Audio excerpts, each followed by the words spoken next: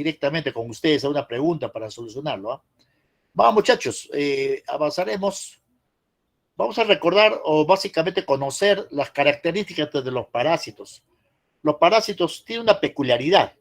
Los parásitos usualmente son elementos de protozoarios pluricelulares, multicelulares, en este sentido, y lo que caracteriza estrictamente un parásito es aquel que le permite en la cadena alimenticia alimentarse, sobrevivir dentro, ¿no? O a expensas de otro individuo que le permite tres cosas elementales, ¿no?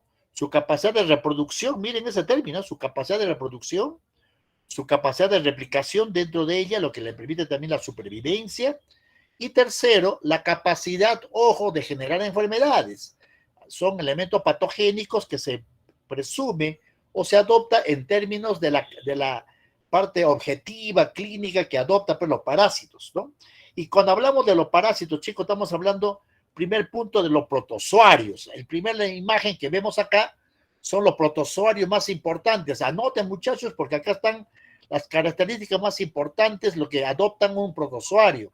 Es un elemento vivo, como dijimos, reitero, con capacidad reproductiva, con capacidad de supervivencia, a costas de otro hospedero, y obviamente su capacidad de producir enfermedades, porque en principio la gran mayoría de los protozoarios o los parásitos están en un estadio de comensalismo.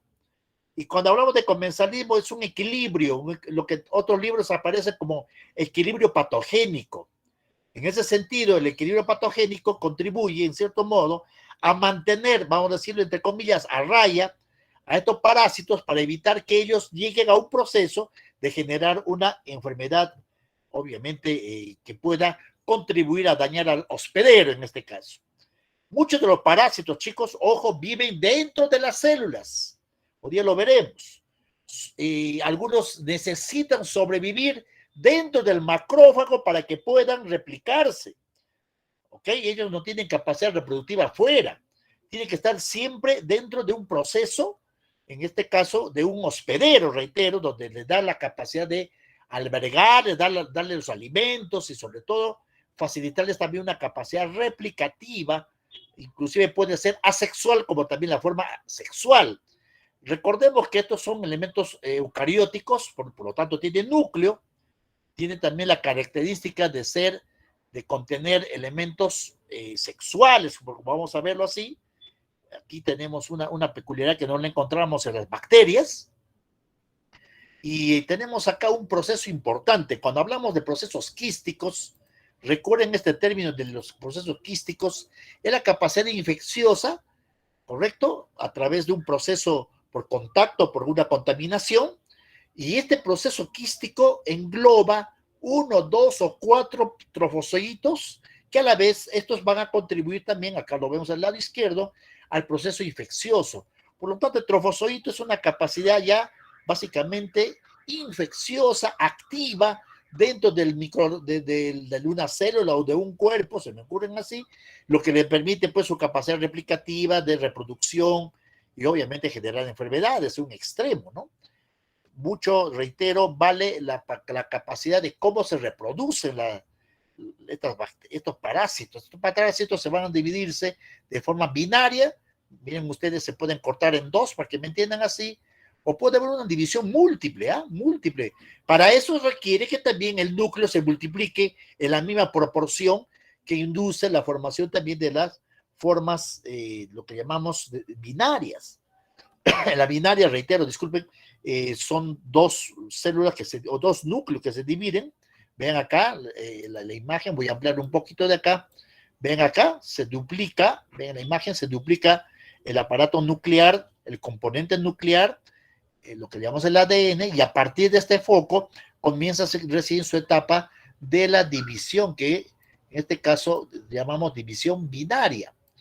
Muy bien, este es el proceso que usualmente proceden a las bacterias, obviamente asexuales, como también de forma sexual, como dijimos, y cuando hablamos de sexual condiciona la presencia de componentes cigóticos, cigote masculino, femenino, para que me entiendan así, y eso se llama el proceso de singamia reproductiva. Otro de los procesos que vamos a revisar es la capacidad de movimiento. Como verán, existe básicamente 4 tipos de desplazamiento del mecanismo de movimiento de los parásitos. Uno usando obviamente el proceso de, por ejemplo, se me pone la giardia, tiene bastante flagelo, un solo flagelo, varios flagelos, que le permite su rotación, su movimiento, ¿no? Los cilios van a tener elementos ciliados, vean acá la imagen, espero que se vea grande, miren acá, el cilio tiene elementos que les facilitan alta movilidad. Por ejemplo, el ejemplo más importante en este contexto lo vamos a encontrar al Balantidium coli. La giardia, vean acá el ejemplo, espero que se pueda expandir esta imagen. Vean acá, no se ve muy bien, pero aquí la giardia, ven ustedes, está dividiéndose, ya adopta 2 núcleos, ya tiene una boca suctoria, vean acá una boca suctoria, y ya parte su componente flagelar, así que son las peculiaridades que aporta en este proceso de los mastigóforos, que son de la giardia lamblia. Por otro lado, Profe, chicos, tenemos pues, dígame, con confianza. buenas tardes, profesor. Ese ejemplo que Hola. acaba de mostrar ya es la división binaria, ¿no? Porque ya se muestran 2 núcleos. Ah, correcto, sí, sí, porque ellos tienen un macro y un micronúcleo, ojo, ellos tienen 2 núcleos, uno funcional para fines del proceso replicativo y otro que puede ser obviamente para la organización, el metabolismo y otros procesos, así que pues, hay parásitos que tienen 2 núcleos, como en este caso, pero la gran mayoría tienen uno solo, o puede ser otra cosa que también se me permite en esto para abrir la imagen, está en un proceso también de reproducción, ¿no?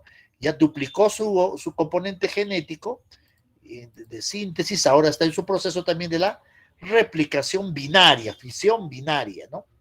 Vean acá este parásito, estamos hablando del mismo parásito, en este caso, perdón, acá miren la imagen, este es un parásito que se llama el Trypanosoma cruzi, y esta es la enfermedad del Chagas, ¿ah? El Chagas se transmite también por transmisión, ojo, vertical, la mamá lo puede pasar por vía sanguínea este parásito, y ven ustedes, estos son los glóbulos rojos, el tamaño que adopta el Trypanosoma cruzi, así que también estos son elementos que se mueven por vía de una vía ondulada, y acá lo tenemos los ejemplos, las vías onduladas, estrictamente en ese sentido estamos hablando de los esporozoarios ondulantes. Vean acá la imagen, a ver si me permiten, por favor. Vean acá. En este caso es el Toxoplasma gondii, y este toxoplasma en su etapa de división, miren acá cómo adoptan una especie de células muy apretadas entre ellas, y el movimiento que adoptan los esporozoarios, en este caso el Toxoplasma gondii, es el movimiento ondulatorio, por esto el movimiento ondulatorio. Esto es para conocer las características de ellas, ¿no? Tenemos por otro lado, para entender un poco la imagen, a ver si nos logramos ver esta imagen más grande, si me permite, por favor.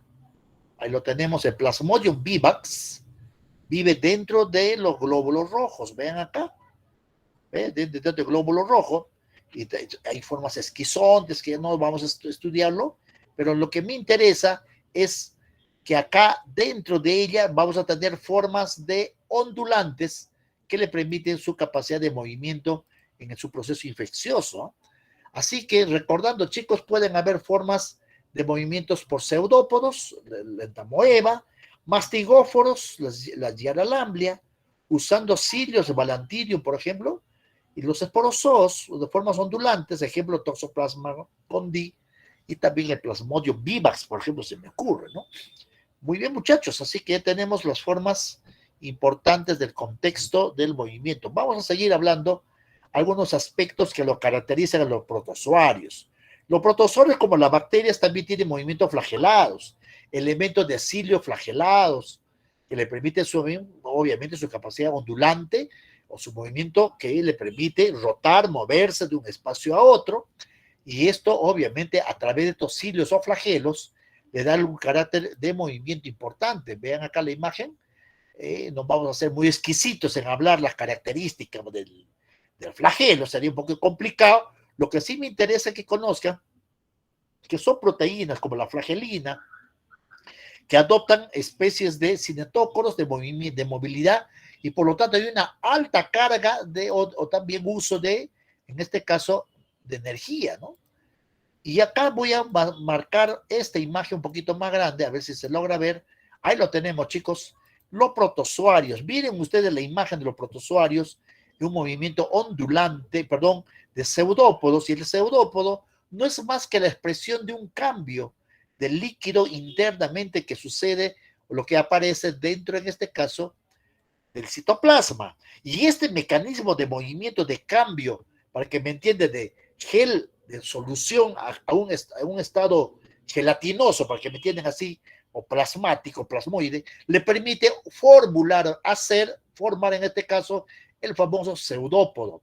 Y son microtúbulos que generan este cambio de la estructura interna, lo que da el aspecto de un pseudopie, y esto es gracias a dos elementos importantes: la estructura tubular, que lleva el elemento hialino, que genera ese cambio, y también la estructura vacuolar, porque estas vacuolas que vemos acá en la imagen le permite ser un soporte de influir energía dentro de ella, una presión para que genere también el movimiento adoptado por los microtúbulos internamente dentro de ella. De esa forma se traduce el movimiento de los pseudópodos, ¿correcto? Los pseudópodos. Una pregunta que va a venir en su examen, anoten, chicos. No queremos complicarles la vida en términos de muchos términos, pero me interesa que los parásitos, vean acá la imagen, me voy a la imagen, este es un gusano, por ejemplo, que está aquí, y qué cosa participa en este contexto para atacar al gusano, ¿correcto? Acá es un gusano adulto. Miren ustedes, requiere la presencia de anticuerpos, estas cositas que parecen una V. Estos anticuerpos, ¿qué cosa vendría a ser? Anoten, la inmunoglobulina E. Esta es la inmunoglobulina E. Específicamente, cuando aumenta la tasa de inmunoglobulina E, podemos suponer que estamos frente a un proceso parasitógeno.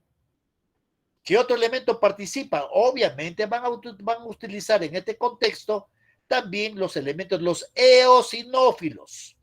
Los eosinófilos son los que secretan elementos que van a dañar la estructura externa en este caso de los gusanos, y lo puede perforar y puede eso destruir o que se muera por una presión oncótica interna o las presiones externas también este parásito. De esa forma vamos a requerir entonces anticuerpos, denominados también anticuerpos dependientes en este caso de las inmunoglobulina E, y también los eosinófilos en toda su carrera de su vida como profesionales. Cuando pidan, ojo, soliciten un hemograma, le van a decirle cuántos de eosinófilos tiene, más de 5, 6, 7 para arriba. Podemos suponer que este paciente tiene componentes en términos de la infección, un proceso patogénicamente parasitaria, o bien son componentes también asociados o atribuidos también a elementos, lo que llamamos de inmunoglobulinas E, que se adapta también para los fines de intoxicaciones. Por ejemplo, en los casos asmáticos, se me ocurre, en pacientes que tienen algún proceso donde usan corticoides, se me ocurre, puede aumentar la tasa de inmunoglobulina E. Resumiendo, chicos, en el proceso de la inmunidad, ojo, no se olviden, necesitamos la presencia de linfocitos, perdóname, inmunoglobulina E y los eosinófilos. Ambos trabajan en equipo, ambos requieren solucionar el problema de los parásitos para darle, obviamente, una continuidad a los procesos infecciosos de control. ¿Cómo pueden sobrevivir los parásitos? Una pregunta del examen, anoten. Pregunta del examen es: ¿qué mecanismos utiliza el parásito para sobrevivir? Obviamente, una de ellas se encuentran o se localizan en áreas llamadas quistes, ahí viene el término, quistes, y estos quistes lo envuelve, lo que hace que este parásito genere lo que se denomina el secuestro anatómico. Obviamente, dentro del quiste, el parásito está con todas sus actividades, están todavía genéticamente hablando, está un proceso de enquistamiento infeccioso posible, y luego pueden estos parásitos también enmascarar sus antígenos. Cuando hablamos de enmascarar su antígeno, lo que hace es adoptar antígenos o proteínas propiamente de la zona donde va a sobrevivir. Por ejemplo, si va a